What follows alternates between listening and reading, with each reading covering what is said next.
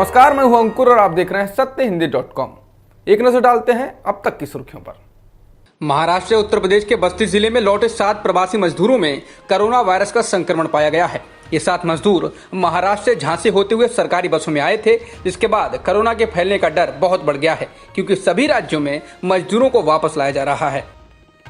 कर्नाटक के आईएएस अफसर मोहम्मद मोहसिन को तबलीगी जमात से जुड़े लोगों की तारीफ करने पर कारण बताओ नोटिस जारी किया गया है।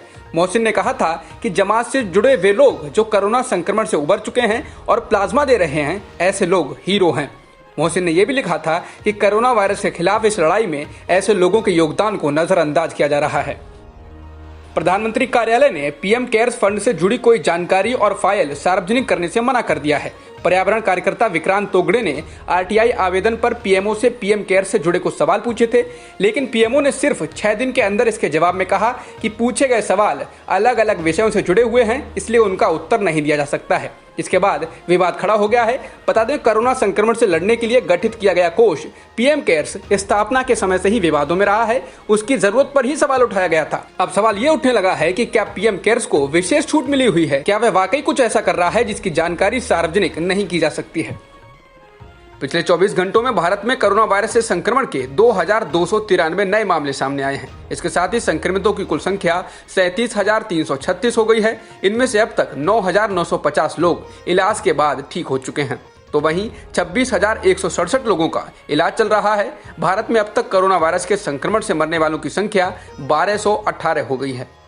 सीआरपीएफ की 31 बटालियन में जवान लगातार कोरोना वायरस से संक्रमित पाए जा रहे हैं। अब इसी बटालियन से 13 और जवान कोरोना पॉजिटिव पाए गए हैं। इसके साथ ही अब तक इस बटालियन के 135 जवान कोरोना वायरस से संक्रमित हो चुके हैं।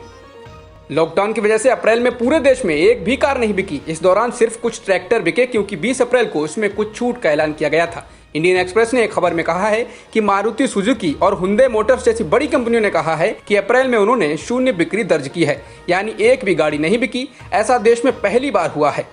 शिवसेना ने कोरोना के कारण अर्थव्यवस्था पर पड़ने वाले बुरे असर को लेकर चिंता जताई है। शिवसेना ने कहा कि इसलिए सभी पार्टियों को भविष्य में सांप्रदायिक राजनीति को छोड़कर अर्थव्यवस्था को पटरी पर लाने के लिए काम करना चाहिए। इसके अलावा शिवसेना ने आरबीआई के पूर्व गवर्नर रघुराम राजन द्वारा कोरोना के कारण 10 करोड़ नौकरियां जाने की आशंका पर भी चिंता व्यक्त की है। भारत में फंसे पाकिस्तान के 190 लोगों को अगले हफ्ते वापस जाने की अनुमति दे दी गई है। उनको अटारी बॉर्डर से 5 मई को वापस भेजा जाएगा। केंद्र सरकार ने राज्य सरकारों से मदद करने को कहा है। पाकिस्तान सरकार ने पेट्रोलियम के उत्पादों की कीमत पर भारी कटौती की घोषणा की है, जिससे पेट्रोल पर 15 रुपए, हाई स्पीड डीजल पर करीब 27 रुपए, मिट्टी के तेल पर 30 रुपए और लाइट डीजल ऑयल पर 15 रुपए कम किए गए हैं।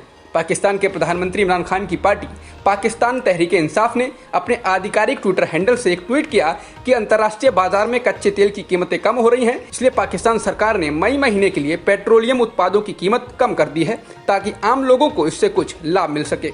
हालांकि भारत में ऐसा कुछ नहीं हुआ है। दुनिया में कोरोना वायरस से संक्रमित लोगों की संख्या 34 लाख से ज्यादा हो गई है, जबकि 2,39,000 से ज्यादा लोगों की मौत हो चुकी है। इसके अलावा 10,80,000 से ज्यादा लोग ठीक भी हो चुके हैं। राष्ट्रपति ट्रंप ने उम्मीद जताई है कि अमेरिका में कोरोना संक्रमण से 1 लाख से कम मौतें हो सकती हैं। उन्होंने कहा कि उम्मीद है 1 लाख से कम जाने जाएंगी। हालांकि ये भयावह है। अमेरिका में अब तक करीब 65,000 से ज्यादा लोगों की मौत हो चुकी है। उत्तर कोरिया के तानाशाह किम जोंग उन काफी दिनों बाद जनता के सामने आए। कोरियन सेंट्रल न्यूज एजेंसी के मुताबिक इस दौरान उन्होंने फर्टिलाइजर यानी उर्वरक फैक्ट्री का उद्घाटन किया। बता दें, पिछले महीने से किम की तबीयत खराब होने और उनकी मौत को लेकर अटकलें लगाई जा रही थी। अब तक की खबरों में इतना ही। बाकी खबरों के लिए बने रहिए सत्यहिंदी.com के साथ।